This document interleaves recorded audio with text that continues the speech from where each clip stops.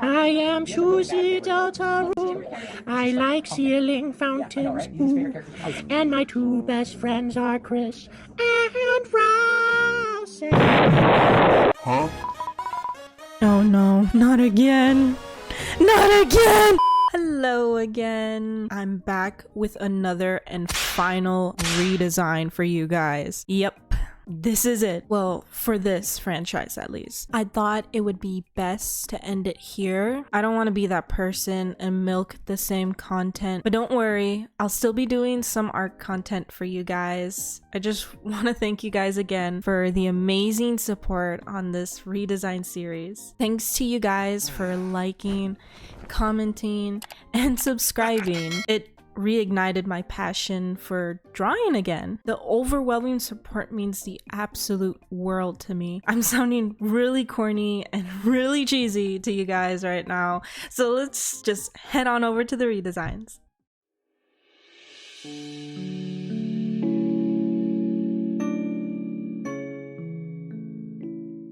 Before I continue on, I need to address the big fat elephant in the room. As you can tell by the thumbnail of this video, I skipped 3 out of the 10 rivals. I think you guys can tell which rivals I skipped. My main reasoning is because I didn't feel comfortable drawing these characters, given the fact these characters are based off of fetishes. Not only that, but 2 of them are literally adults. And I don't even want to talk about Taro's sister. Y'all can flame on me in the comments for being a little snowflake for not wanting to draw fictional characters. Wait a minute. If this video somehow hits 1K likes, then maybe, just maybe, I'll consider it. Enough of that and more on Osoro. I'm very disappointed with her original design, especially the missed opportunity Yandere could have done. And that includes the uniform. Like, how are you gonna tell me this girl right here is the leader of the delinquents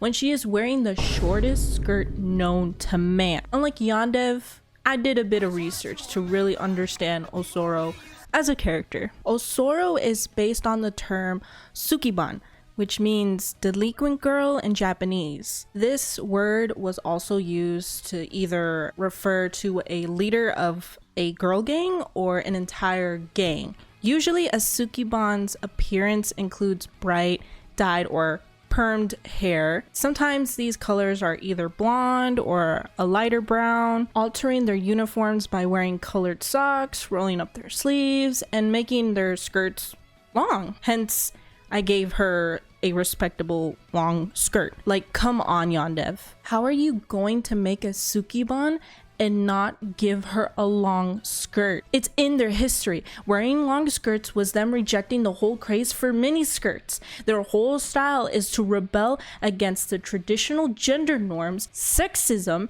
and the objectification of women. Oh my god. Yandere, when I catch you, Yandere, when I catch you, Yandere, when I catch you. Sorry about that. I lost my cool. But that was a little history lesson for you guys. I did leave a lot of things out because it would have made this video like an hour long. Anyways, I was intrigued by this comment here, so I went back and gave her the pants that the male students wear. Obviously, they are altered, making them a more baggy look.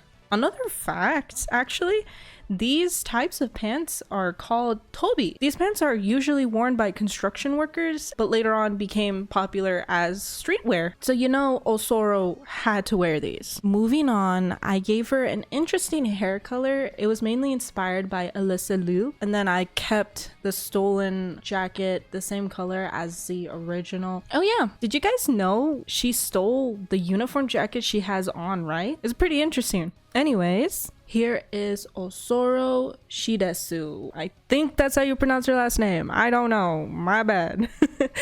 And along with the other version of her with her pants. Moving on to the next character.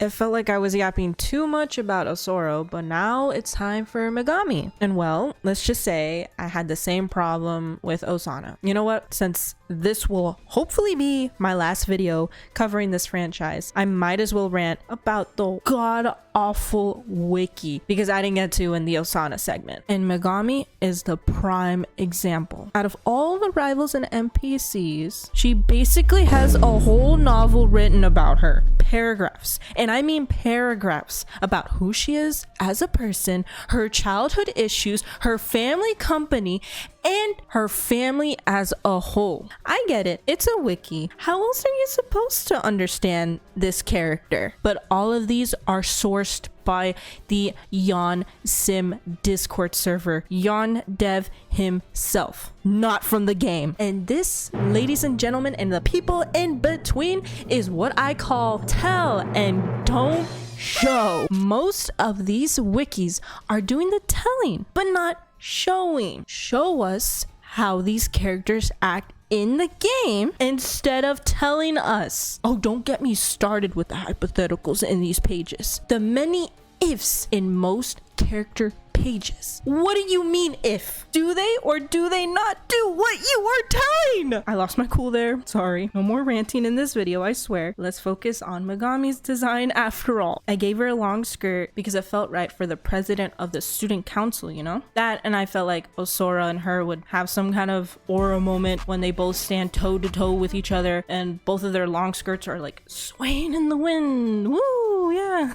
Anyways, I kept her hair color the same. I just really like the color choice for her hair. I did chop off her hair though. I thought it would look better for her silhouette. I soon changed the color of her uniform. This color is only used for the members of the student council. And here is Megami or former Psycho. Let's continue to the last and final character.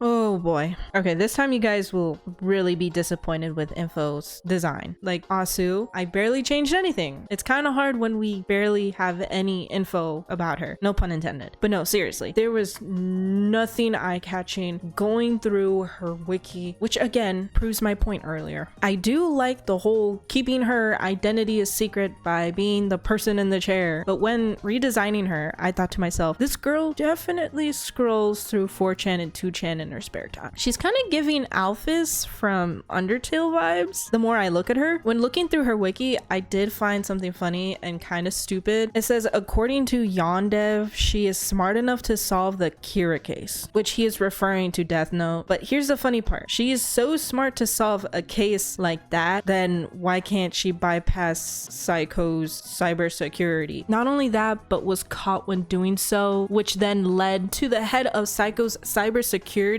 finding out her identity and location. The stupid part is this was cited in her personality section of her page instead of the trivial section because it was a trivial question for Yandere to answer in his Discord server. I'm doing it again, aren't I? Just gonna stop here before I go on another rant. Anyways, I gave her a bit more pale skin because I thought it would suit her since she locked herself in a dark room, barely getting any sunlight. Got rid of that horrendous bright red color on her hair. I also gave her some acne. I thought it would be a neat idea to think she doesn't really care about beauty products / skincare stuff. Pushing the nerdy trope on her more, I guess.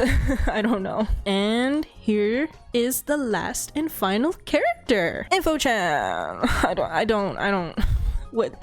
Does she not have a name? Well, how did I do for the very last redesign? These 3 characters were really challenging for me, and I'm just really happy how this whole series turned out in general. And I want to thank you guys one more time. I know it's getting annoying at this point, but just thank you. And I really appreciate it, you guys watching my slop. Let me know in the comments below what other art related content you would like to see me tackle. It'll be pretty fun, I bet. And I hope to see you guys again soon. Bye!